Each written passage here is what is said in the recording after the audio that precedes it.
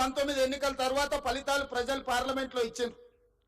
వినోద్ కుమార్ గారిని ఓడించారు, కల్వకుంట్ల కవిత గారిని ఓడించారు. 6 నెలలు తిరిగే లోపల ఒకరికి ఎమ్మెల్సీ ఇచ్చారు, ఒకరికి ప్లానింగ్ కమిషన్ వైస్ చైర్మన్ ఇచ్చారు. వాళ్ళ కుటుంబ సభ్యులకు ఉద్యోగం పోతే ప్రజలు తిరస్కరిస్తే, ప్రజలు తిరస్కరించింది కాబట్టి పక్కన పెట్టాలన్న ఆలోచన చేయకుండా ఎంబడే వాళ్ళ కుటుంబ సభ్యులకు నియామక పత్రాలు ఇచ్చింది. కానీ 2017లో నోటిఫికేషన్ ఇచ్చిన మీ ప్రిన్సిపల్స్ని ఎందుకు నియామకం చేయలేదు? 2017లో నోటిఫికేషన్ ఇచ్చిన ఫిజికల్ ఎడ్యుకేషన్ టీచర్స్ని ఎందుకు నియామకం చేయలేదు? తన కుటుంబానికి ఒక నీతి, మన కుటుంబాలకు ఇంకొక నీత. ఇదే ఆ కుటుంబం నీతి. ఇంతకంటే ఉదాహరణగా నేను చెప్పాల్సిన అవసరం లేదు.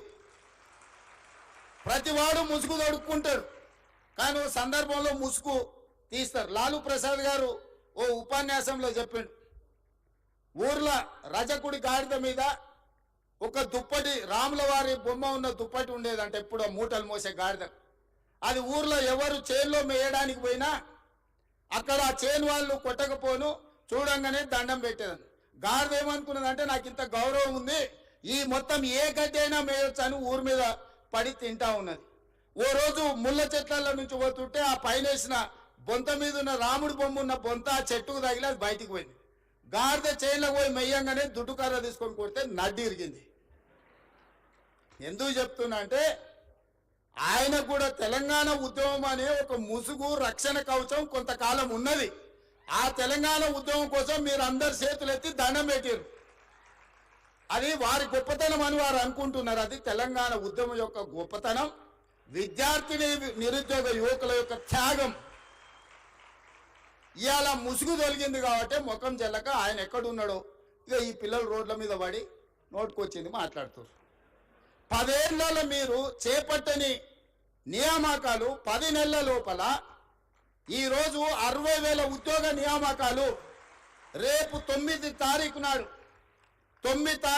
ఎల్బీ స్టేడియంలో 11,063 టీచర్ల ఉద్యోగ నియామక పత్రాలు అందించడం ద్వారా తండాలలో, గూడాలలో, మారుమూల పల్లెల్లో ఉన్న పేదల పిల్లలకు విద్యను అందించాలి, పాఠశాలలు ప్రారంభించాలి. దళితులు, గిరిజనులు, ఆదివాసీలు, బలైన వర్గాలు, మైనార్టీల పిల్లలు విద్యకు దూరం కావద్దు అని 11,063 మంది టీచర్ల నియామకాలు దసరా కంటే ముందు 9 తారీఖు నాడు సాయంత్రం 4 గంటలకు ఇవ్వబోతున్నాము. ఇది మా చిత్తశుద్ధి, ఇది మా బాధ్యత. నేను గొప్ప అనుకోవడం లేదు, ఇది బాధ్యత అనుకుంటున్నాను. ఎందుకంటే తెలంగాణ నిర్మాణంలో పిల్లలు చదువుకున్నప్పుడే ఇవాళ మీరైనా మేమైనా ఈ వేదిక మీద ఇక్కడికి రాగలిగినామంటే మనం చదువుకోవడం వల్ల, ప్రభుత్వ పాఠశాలల్లో టీచర్లు మనకు చదువులు చెప్పడం వల్ల. 90% ఇక్కడికి వచ్చిన వాళ్ళు గవర్నమెంట్ స్కూల్లో చదువుకున్న వాళ్ళే నాకు తెలిసినంత వరకు.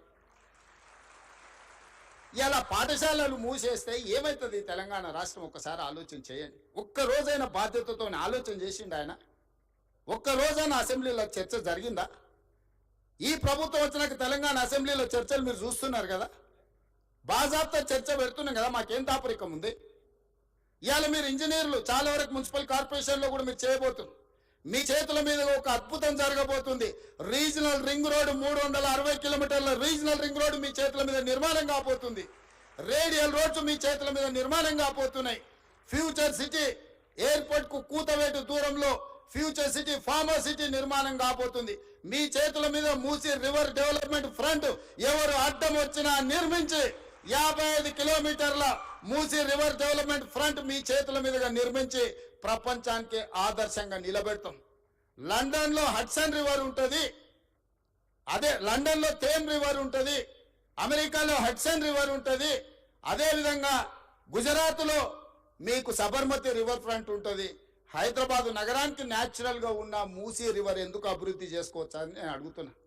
ఇవాళ నేను మిమ్మల్ని అడుగుతున్నా, కృష్ణ, గోదావరి, యమున, గంగా, సరస్వతి అన్ని నదుల పేర్ల మీద మన ఆడబిడ్డలకు పేర్లు పెట్టుకుంటున్నాం, అవునా? మన ఇంట్లో ఆడబిడ్డ పుడితే కృష్ణానో, కావేరో, గోదావరో, సరస్వతో, గంగానో అని నదుల పేర్లు మన బిడ్డలకు పెట్టుకుంటున్నాం. ఏ తండ్రి అయినా ఆయన బిడ్డకు మూసి అనే పేరు పెట్టుకున్నాడా? ఇన్ని నదుల పేర్లు, పవిత్రమైన నదుల పేర్లు మన ఆడబిడ్డలకు పెట్టుకున్నప్పుడు మూసి అనే రివర్ పేరు ఏ తండ్రి అయినా బిడ్డకు పెట్టుకున్నాడా? ఎందుకు పెట్టుకోలే? ఆ మూసి కంపు కొడుతుంది కాబట్టి, మూసి మురిగిపోయింది కాబట్టి, మూసిలో విషం చిమ్ముతున్నది కాబట్టి, ఆ విషము, ఆ కంపు, ఆ మురికి మా బిడ్డల పేర్లు పెట్టుకోవద్దని తల్లిదండ్రులు ఏదైతే అనుకుంటున్నారో ఆ మూసి మురికిని ప్రక్షాళన చేయాలనుకుంటున్నా నేను. ఆ మూసిని నిర్మాణం చేయాలనుకుంటున్నా నేను. ఎందుకు యమునా, సరస్వతి, గంగా, కావేరి పేర్లు పెట్టుకున్నప్పుడు మూసి అనేందుకు మన బిడ్డలకు పెట్టుకోకూడదు? ఆ మూసిని అద్భుతంగా నిర్మించినప్పుడు తప్పకుండా తల్లిదండ్రులు వాళ్ళ బిడ్డల పేర్లు మూసి అని పెట్టుకుంటారు. అంత అద్భుతమైన నిర్మాణం మనం చేసుకుందాం. నిర్మాణ క్రమంలో మల్లన్న సాగర్లో 14 ఊర్లను ఖాళీ చేసి 60,000 ఎకరాలు మల్లన్న సాగర్లో ల్యాండ్ ఎక్వేషన్ జరగలేదా? కొండ పోచమ్మలో జరగలేదా? రంగనాయక సాగర్లో ల్యాండ్ ఎక్వేషన్ జరగలేదా? నాగార్జున సాగర్ నిర్మించినప్పుడు ల్యాండ్ ఎక్వేషన్ జరగలేదా? శ్రీశైలంలో మా కొల్లాపూర్ మునిగిపోతే 92 జీవో ఇచ్చి ఇప్పటికి ఇంకా ఉద్యోగాలు ఇవ్వని కేసులు పెండింగ్ ఉన్నాయి. శ్రీశైలం కట్టినప్పుడు నిర్వాసితులు కాలేదా? ఇవాళ మూసి నిర్మాణం చేస్తే కూడా కొన్ని వేల మంది, 5,000 మందో 10,000 కుటుంబాల్లో నిర్వాసితులు అయితే నిర్వాసితులను ఎట్లా ఆదుకోవాలో సలహా చెప్పండి అని నేను అడుగుతున్నా.